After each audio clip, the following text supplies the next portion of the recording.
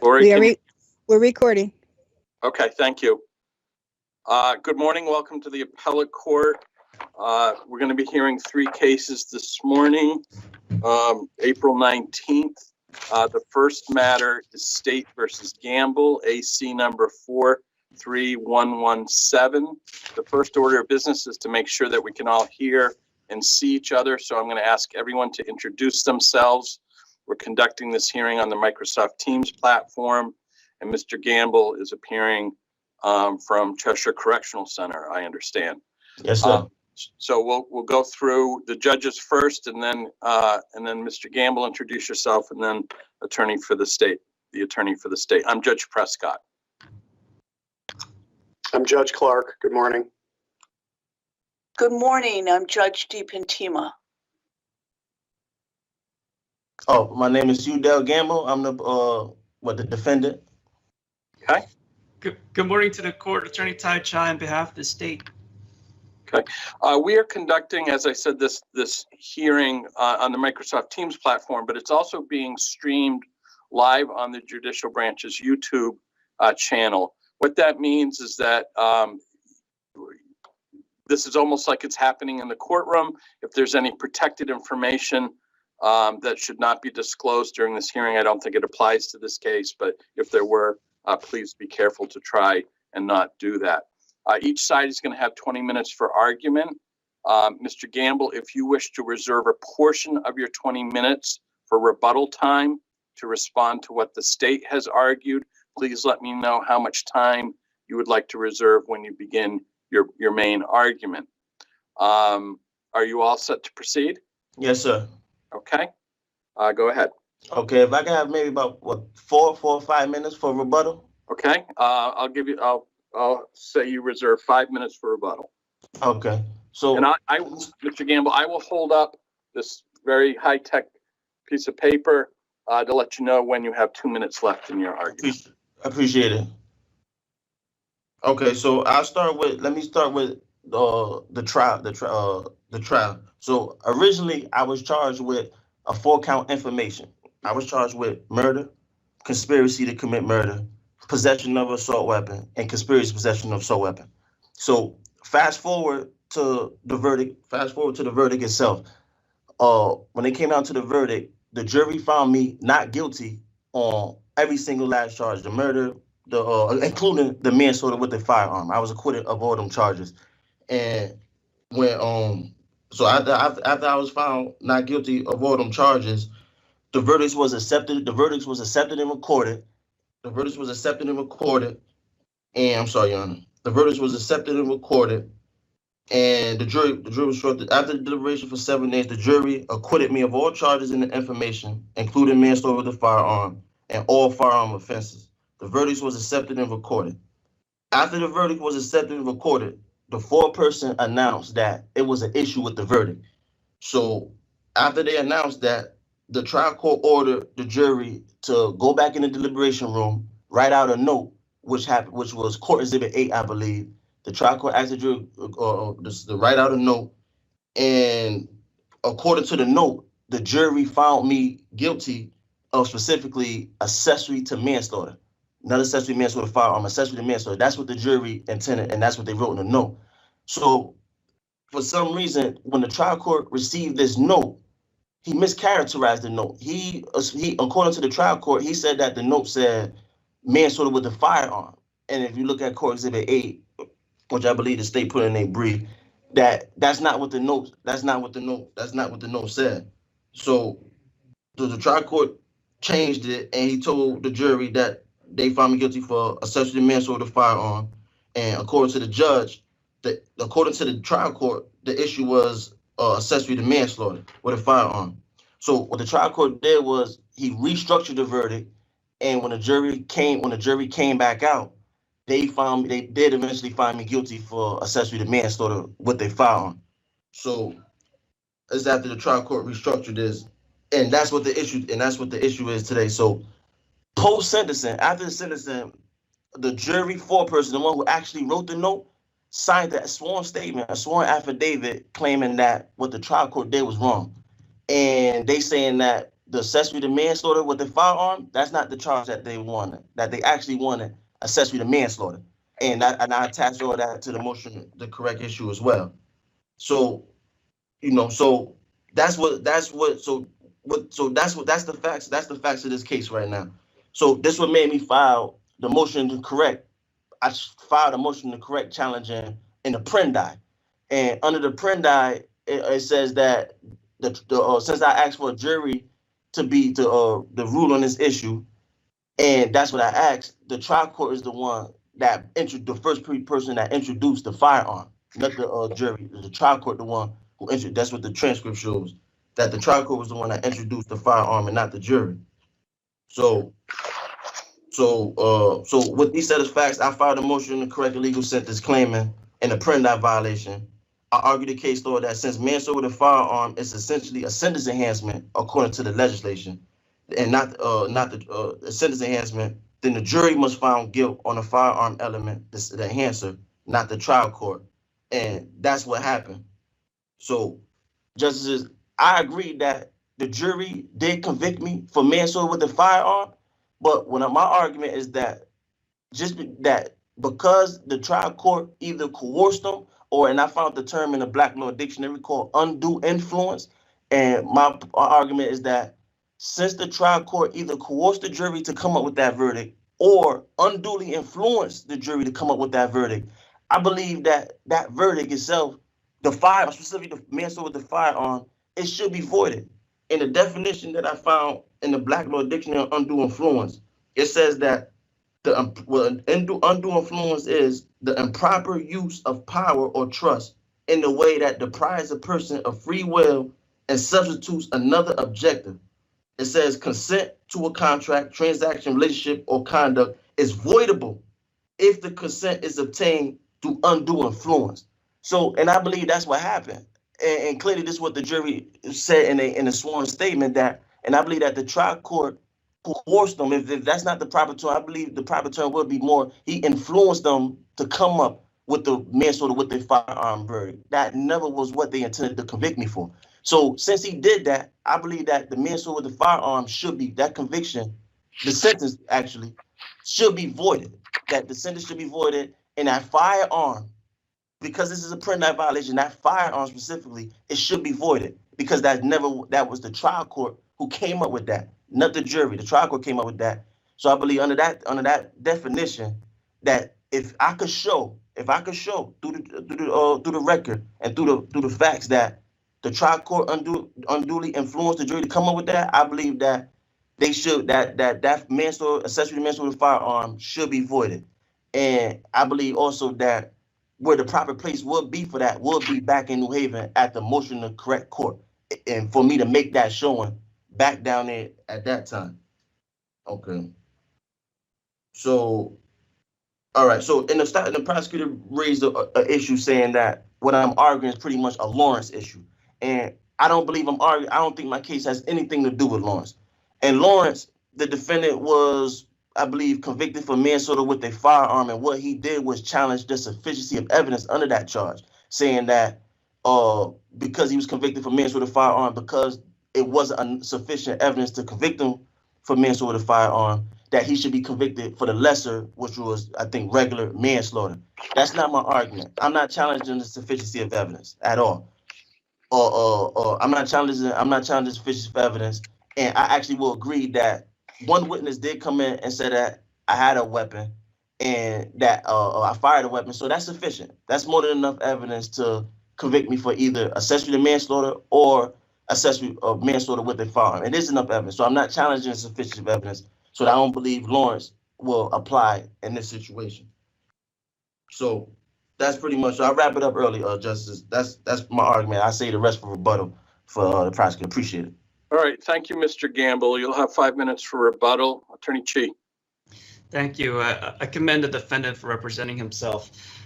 In this particular case, however, the trial court did properly dismiss the defendant's motion to correct a legal sentence for lack of jurisdiction. The defendant's essentially arguing that, one, that his conviction should be construed as a sentence enhancement, which the state disagrees with. The trial court did not treat this as a sentence enhancement, treated the firearm element as an element of the offense, as a separate statute. The defendant's own procedural history in his direct appeal does not note any indication of a sentence enhancement, and the defendant himself doesn't cite any case where manslaughter in the first degree for firearm is procedurally treated as a sentence enhancement in this state. However, yes. Did Judge Holden instruct the jury on all of the elements of manslaughter with a firearm?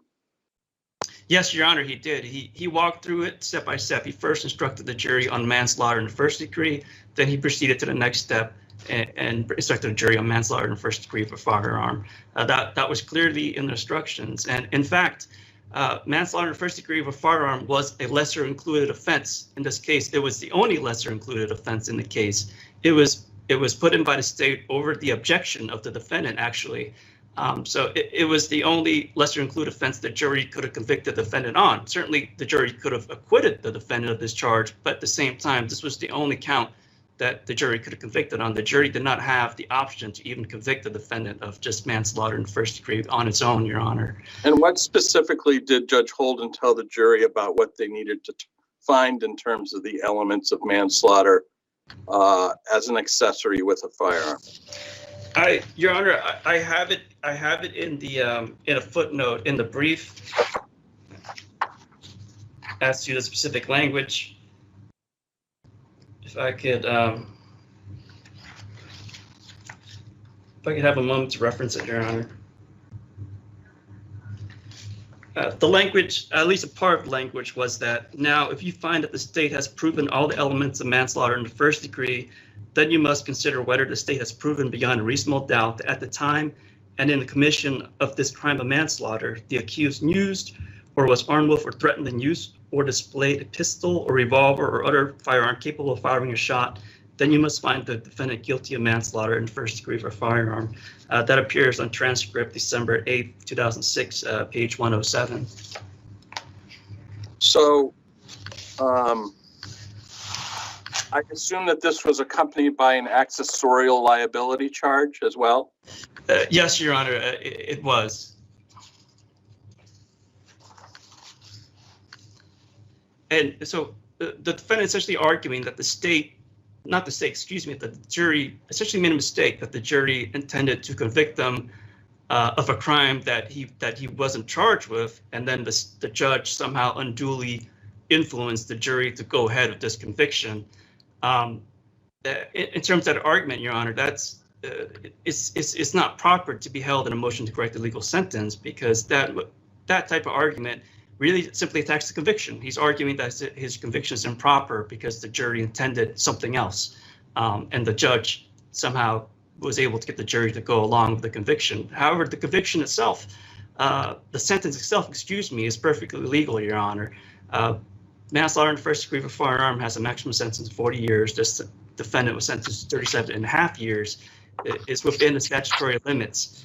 The defendant really takes issue with his conviction. That's why the state argues that Lawrence is controlling and on point.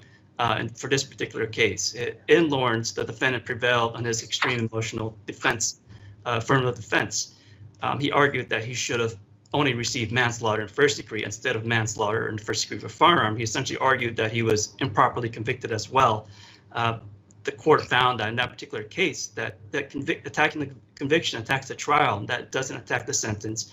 The court has very limited jurisdiction, a very narrow jurisdiction to hear a motion to correct the legal sentence, and that claim was properly dismissed. This particular claim should be dismissed as well, as the trial court did.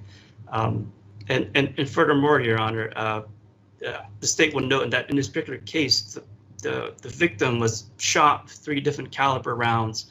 The allegations involve all 3 co-defendants firing weapons. This case just inherently involves a firearm one way or the other, Your Honor, but that is besides the point. If this defendant does have other avenues, the state will also note that if he's truly intent on proving that the jury intended something else, he has a habeas claim possibly. He could address it in a different venue, Your Honor, and a different procedural than this particular case. And here we have Lawrence control, and we have a very narrow jurisdiction. And as the state understands, he's not challenging the sufficiency of evidence. He's truly attacking his conviction with an argument that it was a mistake, that the jury intended something else. And for these reasons, if the court has no further questions, I'd rely on the brief for any additional arguments, Your Honors. Counsel, could you just remind me of what he raised on direct appeal? On direct appeal, yes, I'd have to quickly reference it.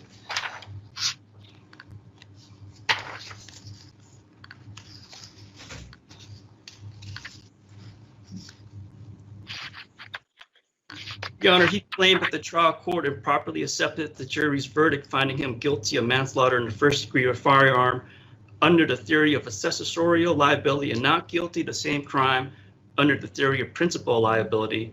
And number two, he suggested in his jury instruction that defense counsel had made an improper closing argument, thereby highlighting the defendant's decision not to testify. All right, thank you.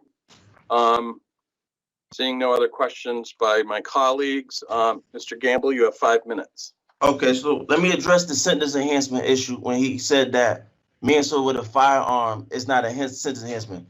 In my original brief, I highlighted a public act, and I highlighted the case law. I believe it was State versus Gonzalez that touches on the public act, which was 75/380. This is a public act dealing with use of firearms, and in this act is dealing specifically when back in '94 when manslaughter with a firearm was actually introduced into the legislation. So if you look at the legislation, intent under this public act in the case law and State versus Jenkins and State versus Gonzalez, and I put them cases in my brief, the legislation intended for this to be an enhancement. So manslaughter with the firearm is essentially a sentence enhancement because manslaughter with the firearm is a Class B felony. All Class B felonies holds 20 years.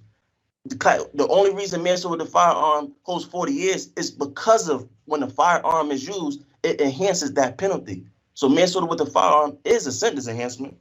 And he said, and he made another point dealing with the only charge that the jury had was manslaughter with a firearm. And that's not true in a sense. I agree that when manslaughter accessory was first introduced, it was done through a requested charge. And in the requested charge specifically, the state did only ask for manslaughter with a firearm. However, we have to look at what the jury was instructed on. I don't know if this instruction was correct, whether the judge should have did it the way he did it. But if you look at the actual transcript on page December 8th, 2005, at 106 to 108. If you look at the instructions that was given to the jury, the trial court specifically said, in order for you to find the defendant guilty of being accessory to the crime of manslaughter in the first degree, and he read off the statutory definition of that charge. So to say that manslaughter with the manslaughter, the jury never even, the jury just made this up and they never should have even deliberated on accessory to manslaughter, that's not true. I'm not saying that the trial court was correct in reading that instruction the way he read it, but the jury did hear this instruction. They didn't just make up accessory to manslaughter. They heard this. And the transcript shows they heard it because he specifically says, you can find an defendant guilty of accessory to manslaughter, and here's the elements to prove it. You can also find an defendant guilty for accessory to manslaughter with a firearm. Accessory applies to both of these charges. This is how the trial court instructed the jury. He instructed the jury on this. This is what the jury heard. This is what the jury deliberated on. After they deliberated on these charges, they wrote out a note and said, we found him guilty for accessory to manslaughter. Not accessory, the trial court is the one who introduced manslaughter with a firearm. So sentence enhancement, and that the jury was given these instructions and they came up with a decision. And I believe that, like I said, if I could show, which I think it'd be better off to show back in the motion correct, I appreciate it. If I could show that the trial court was the one that coerced or influenced this jury to come up with that decision, that this is an Apprendi violation. Under Apprendi, the trial court was not allowed to come up with that decision. The jury is specifically the only people who can make a finding on a firearm It's the jury, not the trial court. My argument is that the trial court was the one who introduced the firearm. So the trial court, the one who essentially convicted me of manslaughter with a firearm, not the jury.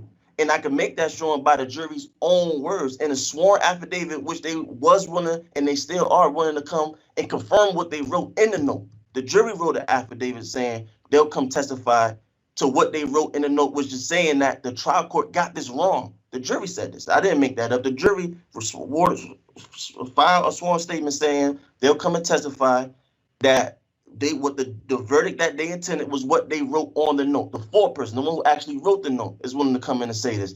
So as to that, that's my argument right there, Justices. All right.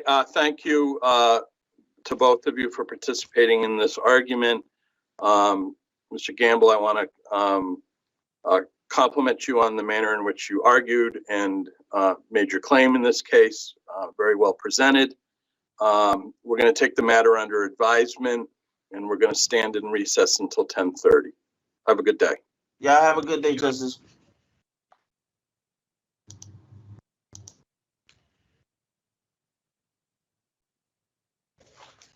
Ugh.